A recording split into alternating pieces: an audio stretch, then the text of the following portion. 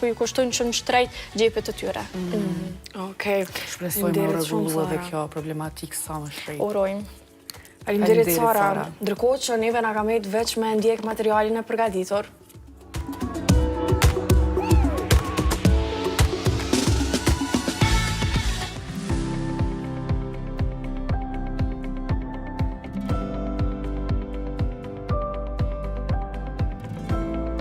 Qendra kryesore e mjekësisë familjare në Vushtre vazhdon të ofrojë shërbime mjekësore për qytetarët, pavarësisht sfidave të shumta me të cilat përballet.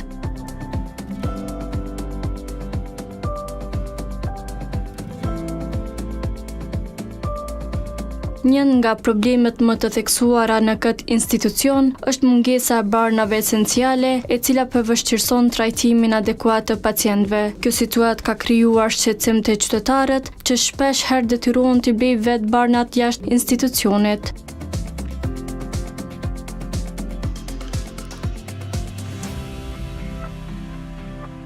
Drejtori i shëndetësisë në komunën e Vushtrisë, Lorik Maxhuni, thotë se kjo mungesë nuk është vetëm problem lokal, por pasojë e një singjiri më të gjerë të furnizimit në nivel kombëtar.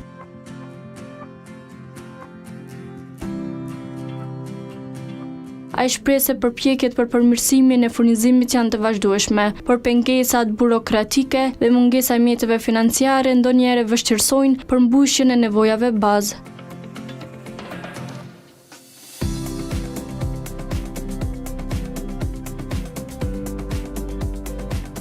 A mundi nuk na tregu se në çfarë niveli është ofrimi i shërbimeve mjekësore për pacientët në kujdesin parësor në Vushtre? Po, në qendra kryesore e mjekësisë familjare realisht është dera e parë apo institucioni themelor i kujdesit të parësor shëndetësor, në kuadër të cilit ofrohen shumë shërbime për qytetar.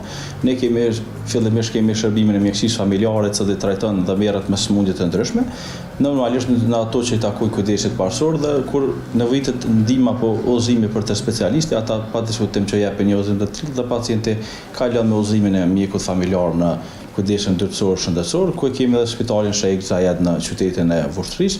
Kemi gjithashtu edhe shërbime diagnostifikuese si laboratori ku kryen analizat, por kemi edhe shërbime të rentgenit dhe të ultratingullit ku pacientët marrin shërbimet e tyre të ndryshme.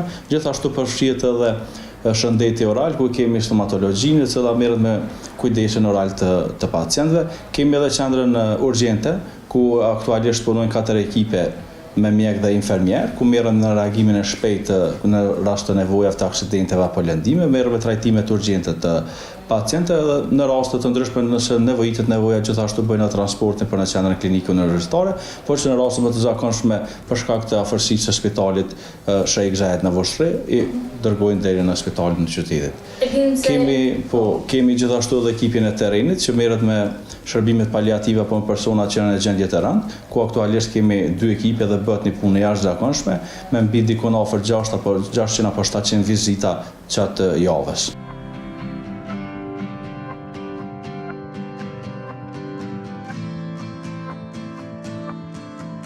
E pastaj përket furnizimit me barna esenciale, sa jeni të kënaqur në këtë aspekt? Sa jeni të furnizuar?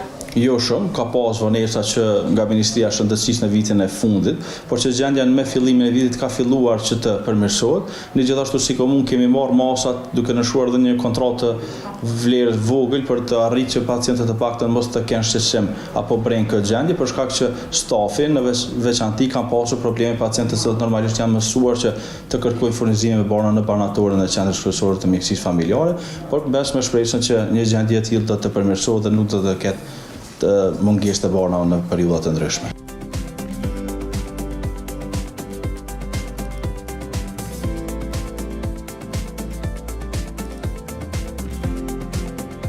Përveç mungesës së barnave, një tjetër sfidë e madhe është ikja e punëtorëve shëndetësor. Maxhuni thekson se shumë mjek dhe infermier po largohen për shkak të kushteve të pafavorshme të punës dhe pagave të ulta, duke zgjedhur vende të huaja që ofrojnë kushte më të mira profesionale. Kjo përvështirëson funksionimin e rregullt të shërbimeve në QKMF.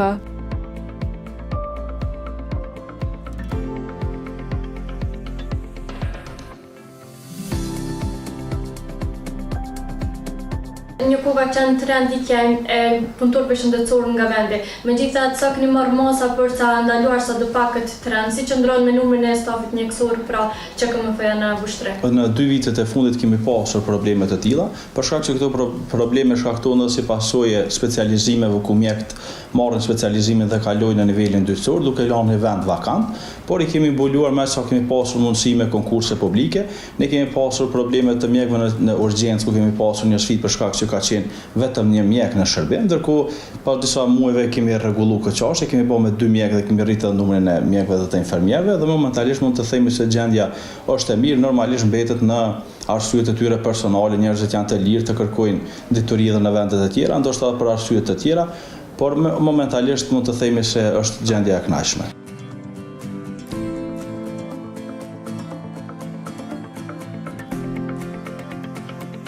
Në anën tjetër, drejtori thekson rëndësinë e investimeve në infrastrukturë dhe teknologji mjekësore që po pamundësojnë ofrimin e shërbimeve më cilësore dhe më të shpejta. Sipas tij, disa projekte të reja janë planifikuar për të ardhmen, por realizimi i tyre varet nga mbështetja financiare nga niveli qendror.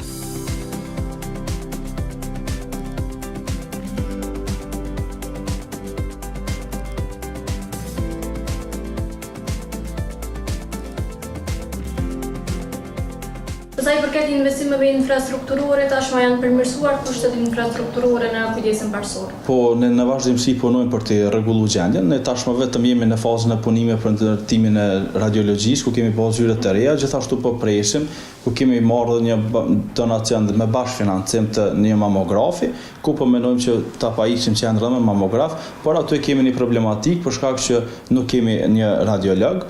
Një radiolog e ka bërë kërkesën QKMF-ja që të hapet specializimi, është pranuar dhe po presim që pas 2 viteve të kthehet dhe të ofrojë shërbimet për qendrën kryesore të mjekësisë familjare. Në këtë pikë kemi pasur disa konkurse në disa forma të ndryshme ku jemi munduar që të joshim në farë lloj mënyre radiolog që të vinë dhe të ofrojnë shërbime për qendrën mjekësisë familjare, por që një gjë e tillë nuk po ndodh për arsye të ndryshme dhe aktualisht kemi mungesë të një radiologu në qendrën kryesore të mjekësisë familjare.